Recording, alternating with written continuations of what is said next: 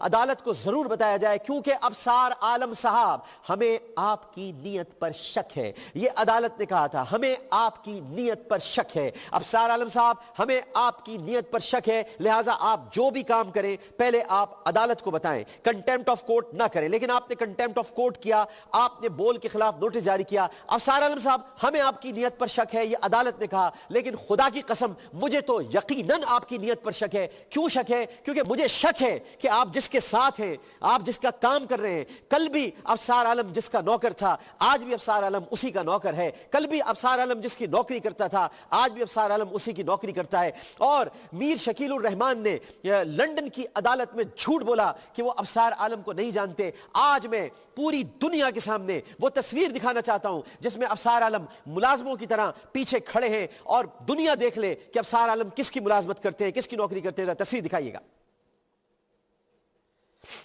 جی، یہ سن آف بھارت، اس کو اور کلوز کیجئے۔ سن آف بھارت کے ساتھ کھڑے ہیں ان کے والد محترم میر شکیل الرحمان اور اس کے پیچھے کھڑے ہیں ابصار عالم صاحب۔ اگر یہ دائرہ بنا دیا جائے تو شاید لوگ ابصار عالم صاحب کو اور پہچان لیں۔ ابصار عالم صاحب کو پہچان لیں، اگر دائرہ بنا دیا جائے، دائرہ بنا کر دکھا دیا جائے تو ابصار عالم صاحب کو پہچان لیا جائے گا۔ ابصار عالم صاحب اسی تصویر میں موجود ہیں اور نظر آ رہے ہیں۔ لیکن میں آپ کو سب سے پہلے دکھاؤں گا کہ جو میرے خلاف ایف آئی آر درج کرائی گئی ہے اسلام آباد میں، اور اس ایف آئی آر کا آپ ذرا پڑھ لیجئے متن جو نظر آ رہا ہے۔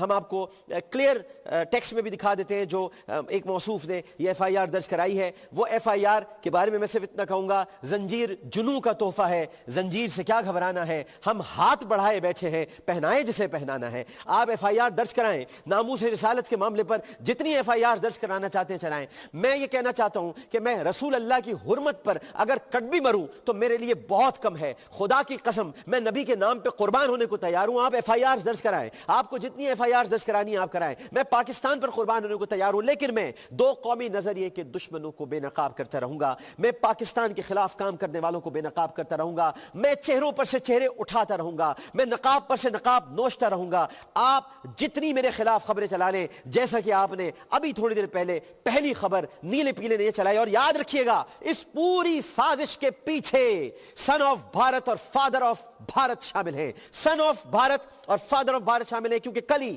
میں نے اپنے شو میں کہا تھا جو دادا کے نقش قدم پر نہیں چل سکتا وہ دادا گیری ضرور کرتا ہے، لہٰذا اس نے دادا گیری کی، اور دادا گیری کے نتیجے میں آج یہ نوٹس جاری ہوا ہے جو کہ کنٹیمپٹ آف کورٹ ہے، جو کہ توہین عدالت ہے، عدالت کے خلاف ہے۔ عدالت نے منع کیا تھا کہ کسی بھی صورت میں یہ نوٹس اس طرح نہیں جائے گا کیونکہ ابصار عالم کی نیت میں ہمیشہ کیا آئیے آپ کو دائرے میں دکھاتے ہیں ابصار عالم کی شکل۔ یہ ابصار عالم کو دکھائیے گا ذرا۔ ابصار عالم صاحب، میر شکیل الرحمان کہتے ہیں میں ابصار عالم کو نہیں جانتا، ابصار عالم سے میرا کوئی تعلق نہیں ہے۔ لندن کی عدالت میں جھوٹ بولا، انگلینڈ کی عدالت میں کورٹ آف لندن میں جھوٹ بولا، اور ابصار عالم میر شکیل الرحمان کے ساتھ کھڑے ہیں۔ ابصار عالم سن آف بھارت کے ساتھ کھڑے ہیں۔ ابصار عالم کا چہرہ دائرے میں آپ دیکھ سکتے ہیں، آپ دیکھ سکتے ہیں ابصار عالم کس کے لیے کام کر رہے ہیں۔ آپ کو معلوم ہونا چاہیے کہ ابصار عالم کس کی نوکری کر رہے ہیں۔ میں آپ کو کل وہ اشتہار بھی دکھاؤں گا، آپ حیران ہو جائیں گے کہ پیمرا کے چیئرمین کو پہلے نوکری دے دی گئی، اشتہار بعد میں آیا اخبار میں اشتہار بعد میں آیا، نوکری پہلے دے دی گئی۔ ابصار عالم کی جو تنخواہ ہے